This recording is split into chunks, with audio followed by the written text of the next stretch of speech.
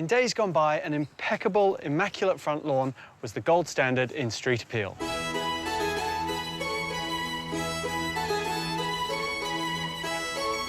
These days, not so much. To have a good-looking lawn, you need to give it the maintenance it deserves, and what makes that even more difficult is gardening on a slope. Ugh. What you see as a dusty, weedy site, well, I see that as a site full of potential.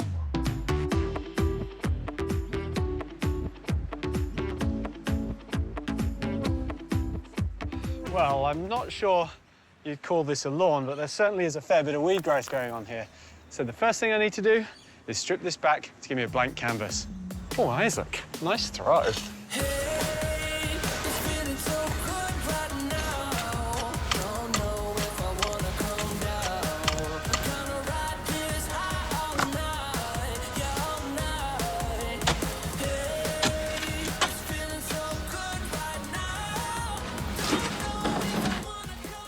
When it comes to utilising a sloping block like this, traditionally the easiest way to do it is with a treated pine sleeper retaining wall, but I want to do something that looks so much better than that. I'm going to use large sandstone boulders, and the sheer weight of them is going to hold the soil back, but it's going to give us a lovely natural look.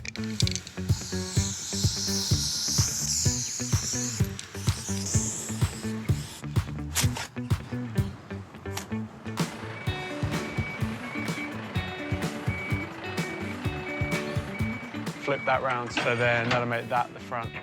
That's the face? Yeah, this one slopes up to fit in to it.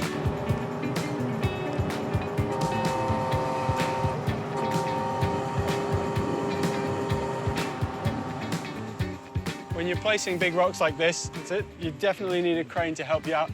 It does make it look a little bit lighter than it is, so when it's down, that's it, it's not going to move. You want to get it right first time, so stand back, take a good look at it, and then commit. Yep.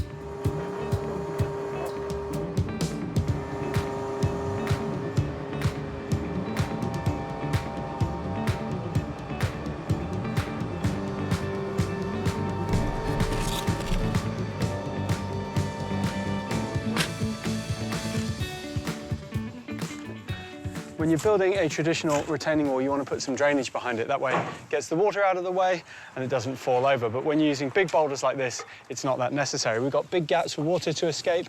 We're on a slope and the soil is basically pure sand. So I'm just going for a straight backfill. And when you're doing so, you want to cover quite a lot of the rock.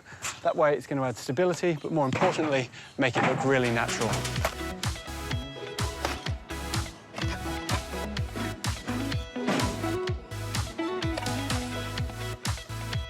The last of our rocks in, and the nicely backfilled, this garden is starting to take shape, and it's much cheaper than you might think.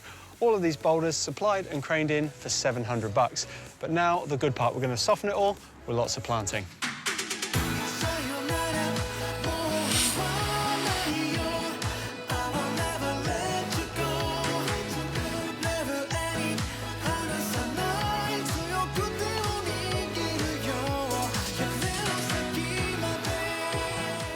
I'm placing my big trees first, and that's because we've got quite a tricky site as far as aspect goes. For 3 months of the year, we pretty much have shade, and then for the rest of the year, we've got full sun, particularly hot westerly sun from this side. So I'm dotting trees through the garden to allow me to have shady corridors for more tender plants like ferns. Now, up here, I've got Bacchausia citriodora,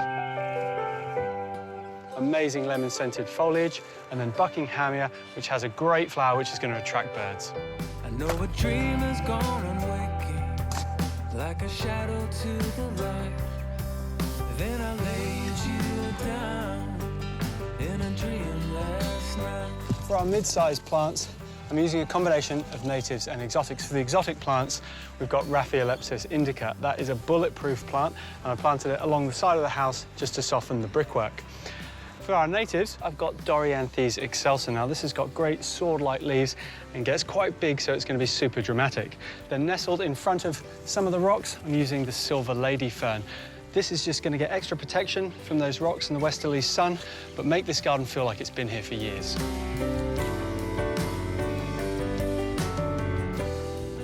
To really nestle our rocks into the landscape, I'm using some ground covers to spill over the edge and just hug up to them so they don't feel like they've been placed here. I've got a couple of natives. We've got native violets. Now, these flowers are actually edible, and I'm going to place those around the bottom. And then at the top, this Herbertia gets a lovely yellow flower. It's going to sprawl all the way down the slope. It's going to look really nice. I dropped all my anger, dropped all my fear, then I laid you down in a dream last night. Mulching this garden is really important. Firstly, because it's going to finish the whole thing off and make it look nice, but secondly, it's going to slow the water into the ground, which is really important on a sloping site. As the sun went down in another town. Before we started any work here, I was harping on about the importance of street appeal, and I think this garden goes to prove my point exactly. What was once a sad-looking lawn is now a lovely terrace garden, complete with feature boulders and complementary native planting scheme. So if your front lawn isn't working for you, well, why not try something different?